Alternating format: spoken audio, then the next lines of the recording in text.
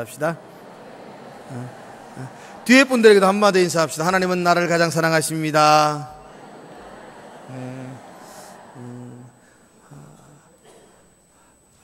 제가 오늘 설교 제목을 어찌하여 낙심하십니까? 라고 정하며 은혜를 함께 나누려고 합니다. 어찌하여 낙심하십니까?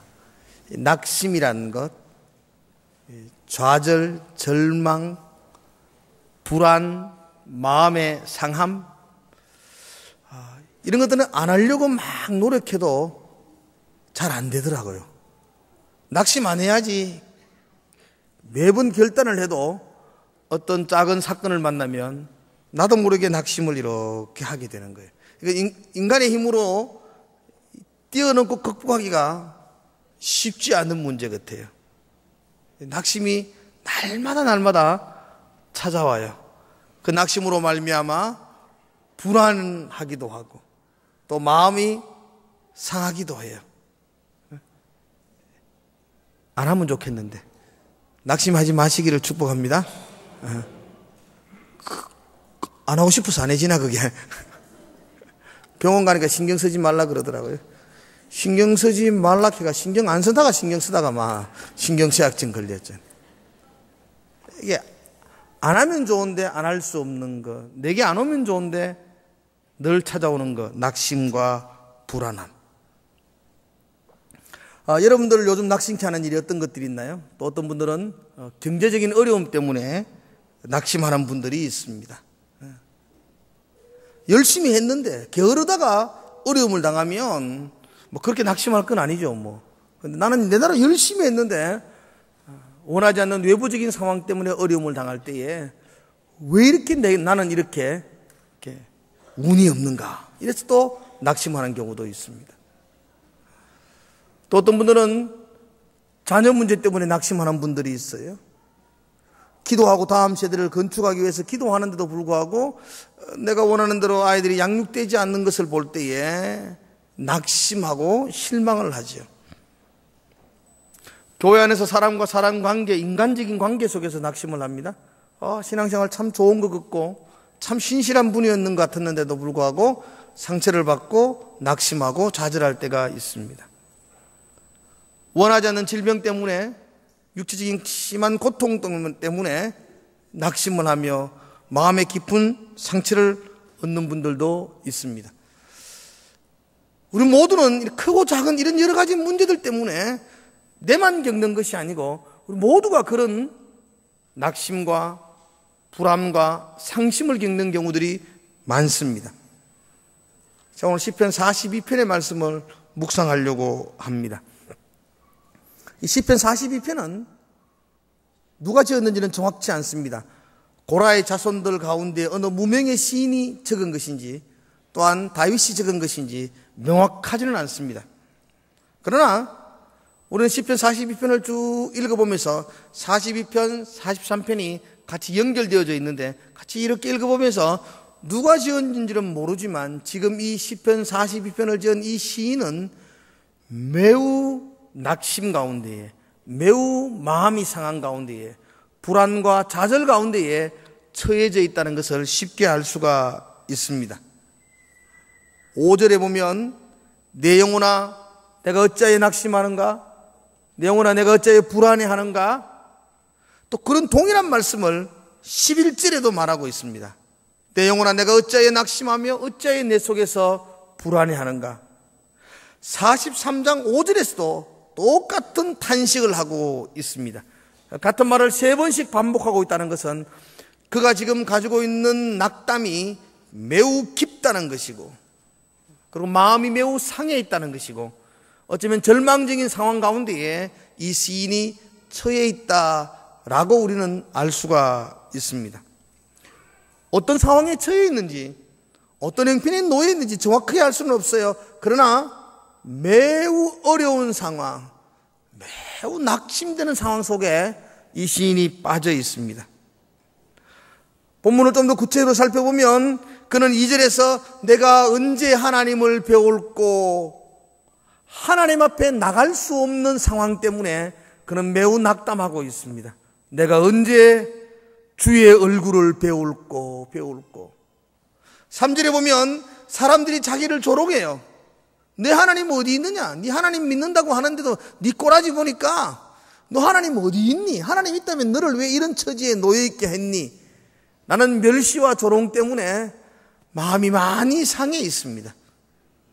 우리 안 믿는 사람이 우리를 조롱할 때가 있잖아요. 예수 믿는 사람이 왜 저래? 그죠? 너 예수 믿는데 왜 이렇게 하는 일마다 안 돼? 이런 조롱을 받고 있습니다. 4절에 보니까 그가 하나님께 예배했던 지난 추억을 되새겨보면서 그는 아련한 그리움 속에 빠져 있습니다. 그러니까 지난 추억을 되짚어본다는 것은 지금은 그가 자유롭게 예배하는 자리로 나올 수 없다는 것입니다. 하나님 볼 수 없고 예배할 수 없고 또 주변 사람들의 조롱과 멸시 때문에 시인은 지금 매우 마음이 상해 있고 매우 낙담 가운데 있습니다. 어떤 상황인가 구체적으로 말하지는 못합니다. 학자들은 두 가지 상황을 이야기합니다. 이 본문을 보면서 학자들은 아마도 시인은 지금 이런 상황에 있을 거야. 첫 번째로 주장하는 사람들은 아마도 지금 이 시는 이스라엘이 바벨론에게 멸망을 당하고 포로로 끌려갔을 때에 포로 생활하던 가운데에 적었던 시라고 그렇게 해석하기도 합니다. 성전에 예배하러 가고 싶었지만 성전은 다 파괴되어 있었고 하나님의 전을 찾아갈 수가 없고 포로로 끌려와 있는 비참한 신세에서 이 시를 적었다고 말합니다. 주변 이웃들은 이야기합니다. 하나님 믿는 백성들이 꼬라지가 뭐냐? 너가 하나님이 살아계시다면 너희 나라는 어떻게 이렇게 망해가지고 네가 이렇게 포로로 끌려왔니? 하나님이 어디 있느냐고 주변 사람들에게 조롱을 받고 있습니다. 그렇죠? 그래서 바벨론 포로 시기에 기록한 시다 그렇게 말하는 분도 있습니다. 또 다른 사람들 중에 해석은 구태여 바벨론 포로가 아니어도 지금 이 시를 적고 있는 이 시인은 매우 심한 중병에 걸려서 침상에서 일어날 수 없는 상황에 있었다. 침상에 일어날 수 없어 누워있기 때문에 하나님께 예배하러 갈 수도 없었었고 침상에 이렇게 누워있으니까 주변 사람들이 와서 아이고 안 됐네 많이 아프지 그렇게 위로는 하지만 사람들이 눈을 보면 말은 안 하지만 아이고 너 예수 그래 믿을 때 보니 하나님 믿는 꼬라지 보니 이래 될 줄 알았다 좀 잘 믿지 뭐 그런 멸시와 조롱을 하는 그런 소리가 은연중에 들리는 거예요. 그래서 그가 사람들이 나를 조롱하고 멸시합니다. 그래서 깊은 병상 가운데 누워있는 상황이다 라고 해석하는 분도 있습니다. 아무튼 어떻든 간에 지금 이 시인은 매우 어려운 처지에 놓여져 있습니다. 우리 주변에도 이런 힘든 형편에 있는 분들도 있습니다. 그죠? 경제적인 어려움 때문에 모든 것들을 잃어버린 사람도 있고요. 또 시인처럼 병상에 누워서 마음껏 하나님을 예배할 수도 없고 또 예상하지 못했던 환경 때문에 주변 사람들의 이게 비난과 조롱을 받는 분도 있습니다. 옆에서 누가 위로해 주는 것 같은데도 불구하고 그래서 뒤에 들어보면 내 자격지심이기도 하겠지만 사람들이 너 뭐 예수 믿는다면서 그렇게 사니? 너 예수 믿는데 네 형편이 왜 그러니? 예수 믿는데 네 처지는 왜 그러니? 예수 믿는데 왜 그렇게 너는 아프기만 아프니? 라는 비난과 조롱의 소리를 듣고 있는 우리들도 있습니다. 어쩌면 시인과 같은 처지에 놓여 있을 겁니다. 저는 이 본문을 이렇게 보면서 그런 느낌을 가져요. 하나님의 자녀들도 또 하나님을 믿지 않는 사람들도 똑같이 낙심되는 상황과 환경은 찾아온다는 겁니다. 여러분, 하나님의 자녀들에게 낙심되는 환경이 안 찾아오면 좋겠는데, 그죠? 흔히 어떤 사람들은 그런 말을 해요. 낙심될 일이 있으면 기도하고 극복하고 이기지 뭐 그렇게 낙심하고 말이야 시리에 빠지느냐고 그렇게 말하는 분도 있습니다. 그런데 그게 안 되더라니까요. 그게 여러분, 그건 교만한 이야기입니다. 믿음이 있는 사람이 왜 낙심해? 믿음으로 극복하지. 이건 신앙 좋은 것 같은데도 불구하고 이건 아주 교만한 이야기입니다. 여러분, 믿음이 있어도 낙심은 찾아옵니다. 그렇죠? 내만 그런가요? 여러분은 낙심 안 해요? 믿음이 있어도 실망할 때가 있고 믿음이 있어도 홀로 눈물을 흘리며 좌절할 때가 있습니다. 믿음이 없는 사람에게도 낙심이 찾아오지만 믿음이 있는 성도에게도 동일하게 낙심이 찾아옵니다. 그럼 뭐가 다를까요? 믿음 있는 사람도 낙심하고 믿음 없는 사람도 낙심하고 하나님을 예배하는 사람도 낙심하고 하나님과 상관없이 살아가는 사람도 낙심하고. 그럼 똑같은 건가요? 다른 점이 뭘까요? 차이점이 하나 있습니다. 낙심되는 환경과 시험은 동일하게 찾아오지만 믿음의 사람들에게 있어서의 낙심은 하나님을 찾는 통로가 됩니다. 그 풍랑 인연하에서 더 하나님을 바라보며 소망할 수 있는 계기가 됩니다. 오늘 시편에도 한번 바라보십시오. 그는 낙심하고 불안해하고 있습니다.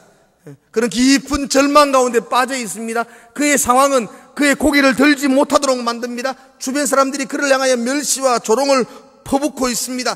그럼에도 불구하고 그가 외치며 고백하는 말이 뭡니까? 내 영혼아 어쩌여 내가 낙심하느냐, 어쩌여 불안해하는가.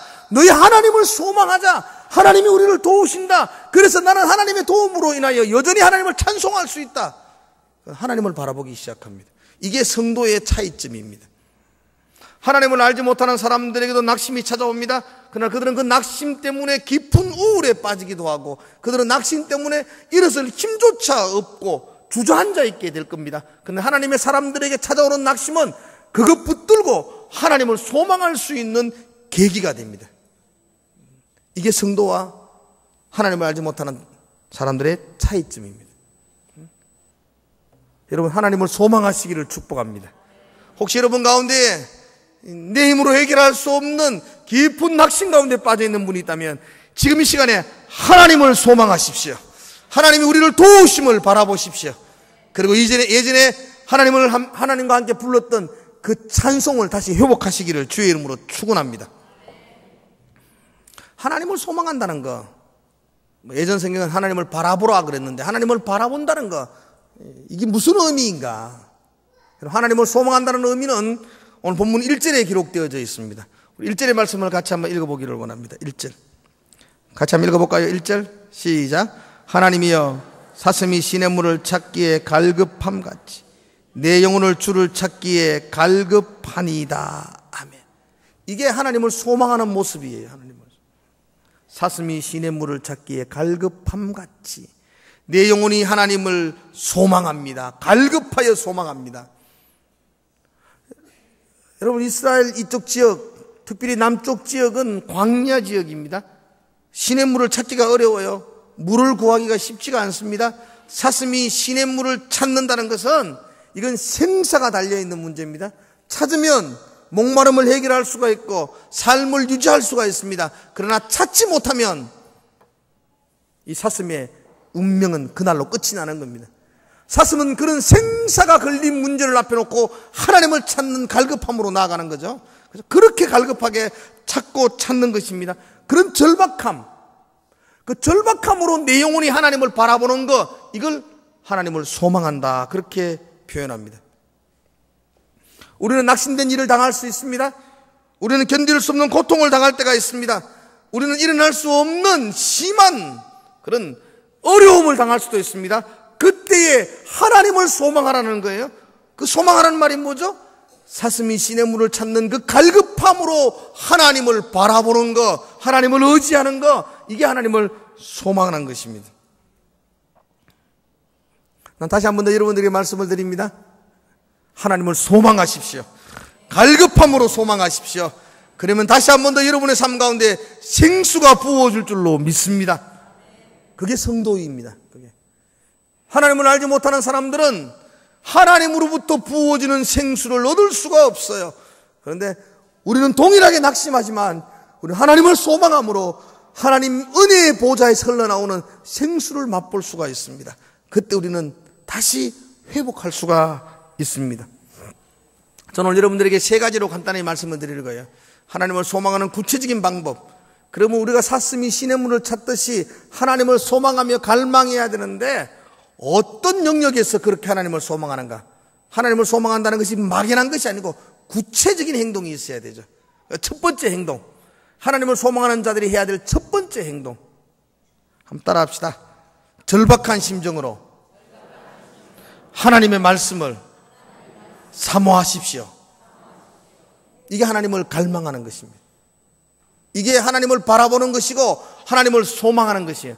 하나님을 소망한다는 말은 하나님의 말씀을 절박한 심정으로, 사슴이 시냇물을 찾는 심정으로 그 말씀 앞에 절박함으로 다가서는 것입니다.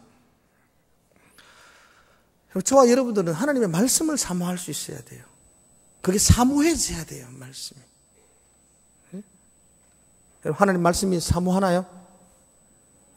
여러분 하나님 말씀을 사모하세요? 연세 드신 분들은 참 힘들다 그러더라고요. 성경을 읽는 게 그게 참 어렵대요. 요즘 눈이 아파가지고 힘들대. 그죠? 저희 어머니가 그런 말을 하더라고. 젊을 때는 너무 바빠가지고 나도 늙으면 성경 많이 읽어야지. 그 늙고 나니까 안 보이가 못 읽겠다 그러면서. 젊을 때 읽으래 그러더라고. 그죠? 많이 읽고 많이 접하는 데는 문제가 아니에요. 하루에 한 절을 읽더라도 여러분의 가슴 속에 절박한 마음으로 하나님 말씀을 대하느냐는 거예요. 하나님 말씀. 그죠? 어떤 젊은 집사님이 권사님에게 그렇게 말했대. 아이고 우리 권사님 요즘 내가요 너무 힘들어가지고요 막 마음에 걱정이 있는지 밤에 잠이 안 와요. 권사님이 명답을 가르쳐 주셨대요. 성경을 보라고. 성경을 보면 한 장을 못 넘기고 자게 될 것이라고. 권사님의 깊은 오랜 경험을 통해서 고백하는 것은 그게 뭐의 신앙이에요. 그게 참 그렇게 일생을 살았다면 그건 정말로 불쌍한 인생이잖아요. 우리가 주의 말씀을 절박한 심정으로 언제 대해보셨나요? 대충 그냥 말씀을 펼친 게 아니고 정말로 사슴이 시냇물을 찾는 절박한 심정으로 하나님 말씀을 대해본 적이 언제였던가요? 여러분들 다시 회복하십시오.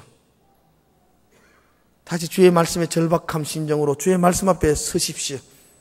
그러면 하나님의 생수가 여러분의 삶 가운데에 수많은 낙담들을 덮어버릴 줄로 믿습니다. 그죠? 설교할 때도 참 힘들어요. 요즘 설교가 너무 흔해가지고 뭐 TV만 틀면 설교를 하잖아. TV만 틀면. 옛날에는 동네에서만 설교 잘해도 잘한다 했는데 이제는 뭐 다 전국으로 보고 있는데 다 여러분 저를 다른 목사님들하고 비교하지 마십시오. 동네 목사들하고 비교해 주세요. TV 목사들하고 비교하지 말고. 난 TV 한 번도 안 나간 사람이라. 난 TV 나간 사람 아닌데 자꾸 전국에서 TV 제일 좋아하는 사람하고 자꾸 내하고 비교하면 내가 미친다니까. 그러니까 설교가 너무 흔해졌어요. 너무 흔해졌기 때문에 절박한 심정과 간절한 심정으로 예배하지 않는 거예요. 그래서 너무 안타까워요. 여러분 오늘 하나님의 은혜의 보좌에서 쏟아지는 생수를 맛보지 못하면 나는 광야 같은 일주일 동안에 죽을 수밖에 없습니다. 그런 마음이 예배자에게 있어야 합니다. 난 여러분이 그런 마음이 있기를 축복합니다. 오늘 못 들으면 뭐 인터넷 통해 듣고 뭐 지금 못 들으면 테이프 듣지 뭐 홈페이지도 확 없애버려야 돼요. 테이프도 내가 중단시키고 말이에요. 지금 이 시간에 하나님이 쏟아지는 은혜를 받지 못하면 나는 일주일의 광야의 삶을 살아갈 수가 없습니다. 나는 그 절박한 사슴의 심정으로 주의 말씀을 대하십시오. 그럴 때에 하나님의 은혜가 우리 속에 있는 낙심을 덮어버릴 줄로 믿습니다. 여러분 하나님의 말씀은 진리입니다. 하나님의 말씀은 변하지 않습니다. 하나님의 말씀은 우리의 영혼을 소생시켜주는 능력입니다. 하나님의 말씀은 어리석은 우리에게 지혜를 주십니다. 하나님의 말씀은 에스겔 골짜기의 마른 뼈들을 살리는 하나님의 권능이 있습니다. 여러분, 그 말씀에 대한 절박함이 저희가 여러분들에게 회복되기를 주의 이름으로 축원합니다. 이런 말씀에 대한 절박함이 있을 때에 그게 바로 하나님을 소망하는 거예요. 그때 우리는 다시 영혼의 새 힘을 얻을 줄로 믿습니다. 두 번째 방법이 있습니다. 두 번째 하나님을 소망하는 두 번째 방법은요. 한번 따라합시다. 두 주먹을 쥐고 좀 크게 해보소 좀 아줌마들을. 다시 두 주먹을 쥐고 문이 열릴 때까지 두드리는 것입니다. 그게 뭐 하는 거죠? 끈질긴 기도입니다. 여러분의 두 주먹을 붉게 쥐고 여러분 앞에 있던 환경의 문과 낙담의 문이 열릴 때까지 기도하며 두드리십시오. 그게 하나님을 소망하는 것이에요. 한두 번 똑똑거리고 끝나는 게 아니고, 그죠? 문이 열릴 때까지 두드리는 것입니다. 기도는 그런 거예요, 기도는. 기도는 절박한 심정을 가지고 하나님의 보좌를 두드리는 거예요, 두드리는 거예요. 사무엘상 12장에 보면 다윗이 그의 아들이 병상에 누울 때에 일주일 동안 식음을 전폐하고 일주일 동안 아무것도 먹지 아니하고 엎드려서 일어나지 않고 하나님께 두드렸다고 말해요. 그게 기도예요, 그게 기도. 한나가 울분이 터지는 가슴을 안고 성전에 올라와서 술 취한 여인의 모습으로, 그죠? 술 취한 여인으로 착각할 정도로 두드리며 하나님께 나가는 모습, 그게 기도하는 모습이었어요. 겟세마네 동산에서 예수 그리스도께서 내가 심히 고민하여 죽게 되었다고 그렇게 탄식하시면서 땀방울이 핏방울이 되기까지 그렇게 두드리는 거, 그게 기도예요, 기도. 그렇게 두드리는 거, 이게 하나님을 소망하는 방법입니다. 사랑하는 성도 여러분들, 기도는 두드리면서 하나님을 기다리는 겁니다. 기도는 두드리면서 하나님을 인내하며 바라보는 것이에요. 그렇게 두드리면 하나님께서 우리 가운데에 낙심을 덮을 수 있는 생수의 강을 부어주실 줄로 믿습니다. 우리는 세상 사람들과 달라요. 우리에게 낙심이 찾아와요. 그때 우리가 해야 될 일은 하나님을 소망하는 거예요. 예전의 성경은 너희 하나님을 바라라 그랬어요. 하나님을 바라보며 소망하는 것이에요. 하나님께 도움이 올 줄로 믿고 바라보는 것이에요. 어떻게 해요? 사슴처럼 간절한 심정으로 말씀을 바라보는 거죠. 그리고 두드리며 기도하는 거예요. 그럴 때에 세상 사람들이 알지 못하는 하나님의 은혜의 생수가 우리의 낙담함과 절망과 상심의 문제를 덮어버릴 줄로 믿습니다. 세 번째로, 하나님을 소망하는 방법, 세 번째로 한번 따라할까요? 믿음의 공동체에 나 자신을 맡기는 것입니다. 믿음의 공동체란 말은 지금 우리가 예배하는 것입니다. 예배, 이게 믿음의 공동체예요. 여러분, 전도의 믿음의 공동체입니다. 목장, 이게 믿음의 공동체입니다. 이 모임 속에 여러분의 자신을 다 맡기는 겁니다. 다 마음의 문을 열어놓는 것입니다. 특별히 여러분 목장 모임에서 여러분의 마음의 문을 열어놓으십시오. 마음의 문. 여러분이 열어놓는 것만큼 그곳으로, 그 열린 문으로 하나님의 은혜의 생수가 들어갈 것입니다. 여러분들이 여러분의 인생을 오픈하면요, 다른 사람들이 아이고 뭐 저래 살았노, 아이고 뭐 저러노 비난하지 않습니다. 여러분들. 그렇게 비난하는 사람은 인간도 아니니까 상종도 하지 마세요. 그런 사람은 인간도 아니에요. 그런데 보통 일반적인 상식을 가지고 있다면 그가 자기의 아픔들을 눈물로 이야기할 때에 다 마음 아파하고 하나가 되어주고 같이 기도해주고 싶어 합니다. 그게 하나님의 사람들의 모습이에요. 그렇게 여러분의 마음을 오픈하면 그 믿음의 공동체가 회복과 소망을 주고 하나님을 바라볼 수 있는 길을 열어줍니다. 사실 그래요. 제가 두 가지 이야기했죠. 말씀을 사모하고 기도하고. 근데 정말로 우리가 낙담되는 일을 만나면요, 성경 설교 안 들립니다. 정말 낙담되는 일을 만나면 성경 피면요, 이게 안 보입니다. 이게 그래도 보이면 덜 낙담입니다. 덜 낙담. 아시죠? 진짜 낙담되면 이거 봐도 아무것도 보이지 않아요. 진짜 낙심이 오면 기도 안 됩니다. 기도하라고 무릎 꿇으면요, 서로 눈물만 나고 분만 터지지 기도가 안 돼요. 기도 되면 그건 이상한 거예요. 그럼 이 정말로 진들리는 낙심을 어떻게 해결한다고요? 믿음의 공동체 가운데, 예배 가운데, 목장 모임 가운데 내 마음의 문을 열 때에 그때 하나님께서 우리 속에 생수를 부어 넣어주기 시작하십니다. 예배하는 가운데 하나님께서 여러분의 심령 가운데에 낙심과 절망의 상황을 덮어버릴 수 있는 은혜의 물꼬를 터주실 줄로 믿습니다. 그래서 예배가 중요한 거예요. 예배가. 그래서 이 예배를 통해서 우리의 낙심된 상황을 극복할 수가 있는 거예요. 극복할 수가 있어요. 그렇지 않으면 왜 차를 타고 여기까지 와서 우리가 예배하며 찬송하며 나가겠어요? 여러분, 믿음의 공동체 안에 여러분들이 잠길 때에 하나님께서 여러분의 마음들을 만지시고 회복해 줄 줄로 믿습니다. 사랑하는 성도 여러분들, 성도임에도 불구하고 낙심이 찾아오는 것 이상하게 생각하지 마십시오. 오늘 그리스도인임에도 불구하고 우리 가운데 낙담이 찾아올 수밖에 없습니다. 낙심은 언제나도 찾아옵니다. 그러나 우리는 다른 점이 있어요. 그 낙심된 환경과 상황을 붙들고 하나님께로 나아가는 것입니다. 그래서 낙심은 하나님을 찾게 하는 나침판과 같습니다. 한번 따라합시다. 낙심은 하나님께로 나아가는 나침판이다. 아멘. 나침반이 잃어버린 길을 찾도록 우리에게 방향을 제시해 주는 것처럼 이 낙심과 절망은 우리가 하나님께로 나아갈 수 있는 방향을 제시해 주는 통로가 됩니다.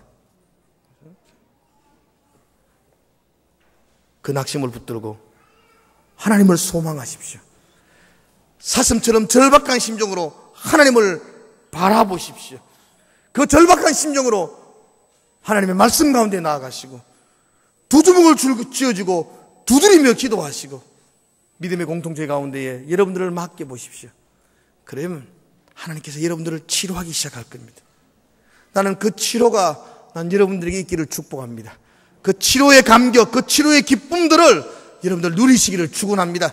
분명히 하나님은 우리를 치료하시는 여호와라고 약속해 주셨습니다. 우리가 낙심에 깔려서 절망 가운데 허덕거리고 사는 삶을 하나님이 원하지 않습니다. 오늘도 우리의 삶 가운데에 하나님의 생수가 부어주실 줄로 믿습니다. 오늘 그 생수를 통해서 여러분 일주일 동안의 삶이 살아나는 삶, 회복되는 그런 삶 되시기를 주의 이름으로 축복을 드립니다. 기도하겠습니다. 하나님 아버지, 어찌하여 낙심하는고, 어찌하여 불안해하는고, 너희 여호와 하나님을 소망하라. 그 하나님을 바라보라. 그 하나님이 도우시리라. 그래서 찬송하리로다. 하나님이 약속의 말씀을 붙들게 하시고 하나님이 낭망되는 이 세상 속에서도 하나님 때문에 소망을 가지며 회복을 누리는 귀한 하나님의 사람들 되게 하여 주시옵소서. 예수님의 이름으로 기도드리옵나이다. 아멘. 오늘 다 함께 자리에 나셔서 찬송하기를 원합니다.